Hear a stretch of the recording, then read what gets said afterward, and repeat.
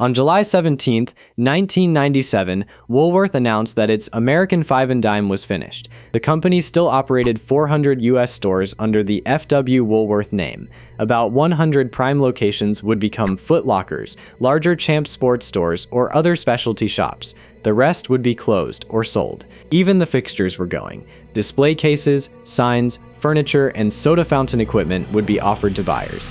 This looked like the death of an old retailer. It was actually a corporate escape. 68 years earlier, Woolworth had celebrated more than 2,100 stores in 1,500 cities across 5 countries. The company said 10 million customers shopped there each day, producing $1 million in daily business. Now the red signs were coming down while another chain inside the same corporation was expanding. Woolworth did not disappear because nobody tried to change it. The company changed so much that it discovered it could live without Woolworth. How does a store become unnecessary to the corporation it created? And why did a rule that once made Woolworth unbeatable eventually trap it? This is Bygonomics. The story begins in 1878, when Frank Woolworth was a clerk at Moore & Smith in Watertown, New York. The store tried a table of goods priced at 5 cents. Woolworth watched customers crowd around it and saw a business hiding inside one simple price. He opened a 5-cent store in Utica the next year. It failed. That failure mattered. A low price alone was not a business model. Woolworth tried again in Lancaster, Pennsylvania, where the store worked. He added 10-cent merchandise, opened more locations, and gradually built a system around the price tags. The system removed friction. Prices were fixed, clearly marked, and low enough to understand at a glance. Customers could browse goods in open stores instead of asking a clerk to retrieve every item. Transactions were cash only. Managers were paid according to results. Profit came from moving a great deal of merchandise rather than earning a great deal on each piece. Each rule reinforced the others. Cash meant no credit department and no unpaid accounts. Open display reduced the selling work required for a cheap item. A fixed ceiling forced buyers to search for goods that could survive inside it. Managers could not rescue a weak store with a few luxurious, high-margin products. They had to keep the whole floor productive. Woolworth made a constraint useful by designing the operation around it. Behind the counters, the discipline was severe. Buyers ordered directly from manufacturers in bulk. New goods were tested. Slow products, weak colors, and unpopular sizes were removed. Counter space had to earn its keep. Fast stock turn was crucial because a 10-cent sale left little room for mistakes. This also made information valuable. A buyer did not need to guess from one shopkeeper's memory. The chain could compare what moved across many stores, test an item in a few locations, and expand the winners. Direct orders removed layers between factory and counter. Scale lowered costs, but the daily work of sorting winners from clutter kept that scale from turning into a warehouse full of 10-cent mistakes.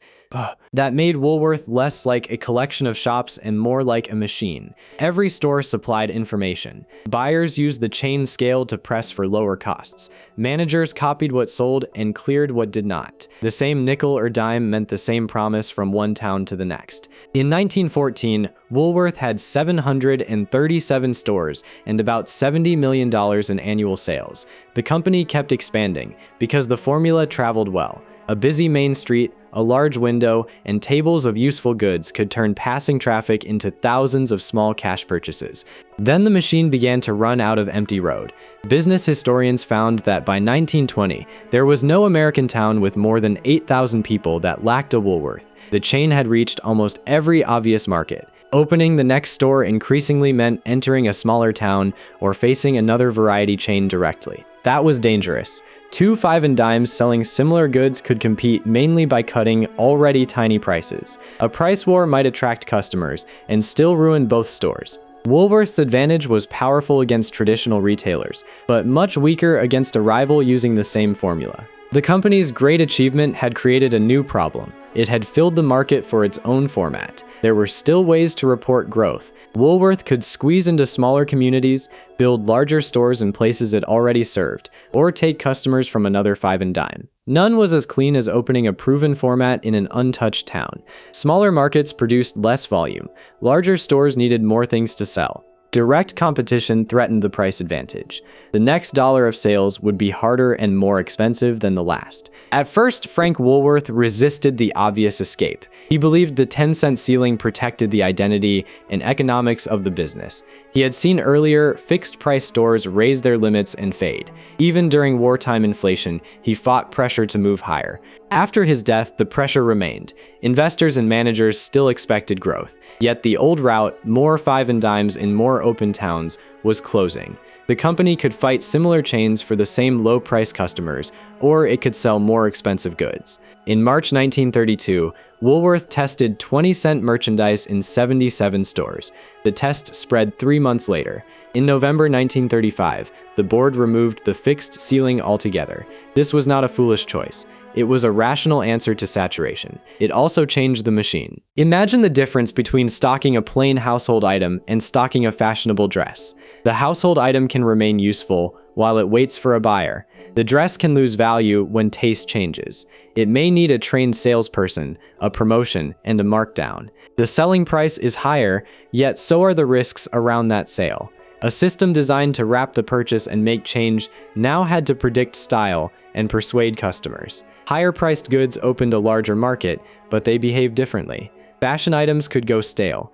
Wider selections needed more judgment. Customers expected more service. Advertising and promotions became more important. Unsold stock required markdowns. Woolworth was moving from a narrow system built for speed and standardization toward the complicated world of general merchandise. The original low-price goods still brought people through the door, but they now shared space, staff, and management attention with products that required different skills. Growth returned at the cost of a blurrier identity and a heavier operation. You can see the contradiction. The price ceiling limited expansion. Removing it weakened the reason the store was special. Woolworth remained enormous, and its stores became part of American public life. They sold household goods, toys, clothing, and lunch. That public role also exposed what the company was willing to enforce. The lunch counter turned a shopping trip into a routine social visit. It also placed the chain inside local systems of segregation. Woolworth could promise familiar prices and familiar counters across the country, while allowing access to those counters to depend on race. The efficiency of the store did not settle the values of the institution. On February 1, 1960, Azel Blair Jr., Franklin McCain, Joseph McNeil, and David Richmond sat at a whites-only Woolworth lunch counter in Greensboro, North Carolina, and asked to be served. They were refused, they stayed. The protest grew for 6 months. On July 25th, the Greensboro counter was desegregated. A surviving section now sits in the Smithsonian. Woolworth had built a place ordinary enough to be everywhere, which made one of its counters powerful enough to become a national symbol. But the retail world around those counters was changing. By the 1990s, management said customers were turning toward large discount stores for broad selections and toward specialized chains for focused expertise. Woolworth tried both directions. It created the Woolco discount chain. It bought Kinney Shoe and opened other specialty formats. These moves were not side projects. They were attempts to find new growth after the five and dime had lost its protected space. The two paths demanded opposite kinds of strength. A discount store needed huge selections and the logistics to compete across many categories. A specialty store could narrow its promise, train around one kind of customer, and fit the regional malls where Woolworth already ran thousands of athletic stores. Woolworth pursued both, but only one gave the corporation a new center. Woolco did not secure the American discount market. In 1982, Woolworth announced that it was closing all 336 Woolco stores. The company had tried to become larger than the five and dime, and found competitors already better built for that job. The specialty side produced a different result. The Kinney Shoe business gave Woolworth the base from which Foot Locker grew. A narrow store selling athletic shoes could offer a clear promise again. The merchandise was more expensive than a nickel or dime, but the format had focus. Customers knew why they were there. Managers knew what the store was supposed to be. This was strangely familiar. Foot Locker succeeded by recovering the clarity Woolworth had lost. Meanwhile, the namesake stores kept carrying the burden of general merchandise. They had broad assortments and an identity tied to another shopping era. Management closed and converted stores in waves. The 1991 restructuring covered about 900 locations. The 1993 program identified about 970 more. The two programs terminated roughly 20,700 store and distribution center employees. Another 2,300 people from the earlier program transferred to other stores. Those figures show a company already dismantling itself years before the final announcement. By 1995, management made the choice explicit. Woolworth Corporation would improve its finances by concentrating on its athletic strengths, using capital where returns were better, and disposing of weak or non-strategic businesses. The 1996 numbers made the argument for them. Specialty retail produced $489 million in operating profit before non-recurring items. General merchandise lost $68 million on the same basis. Within specialty retail, the athletic group generated about $3.6 billion in sales and $462 million in operating profit before non-recurring items. This was more than a comparison of two store signs. The profitable group could justify new locations, remodels, inventory, and executive attention. The losing group had to justify every rescue dollar against those alternatives. A corporation does not compare a weak division only with closure. It compares that division with every stronger place the same capital could go. One side carried the future, the other carried the name. There was still a last attempt to repair the American chain. Woolworth tested a new approach in 3 Wilmington, Delaware stores. Management said customers responded to better merchandise in brighter, cleaner shops. The company planned to extend the test to 13 more stores in 1997. Think about the scale of that experiment. 16 improved stores were being considered inside a corporation that ended 1996 with 7,746 locations. At the same time, it planned as many as 250 new athletic group stores and hundreds of remodels and relocations. The pilot did not have to fail for Woolworth to lose. It only had to promise less than Foot Locker. During the quarter that ended in April 1997, the U.S. Woolworth division lost $24 million on $224 million in sales. Management concluded that the chain could not meet its minimum performance standards or return to profit in the foreseeable future. Then came July 17th. The official plan described 400 American Woolworth stores and about 9,200 employees, including 3,600 full-time and 5,600 part-time workers.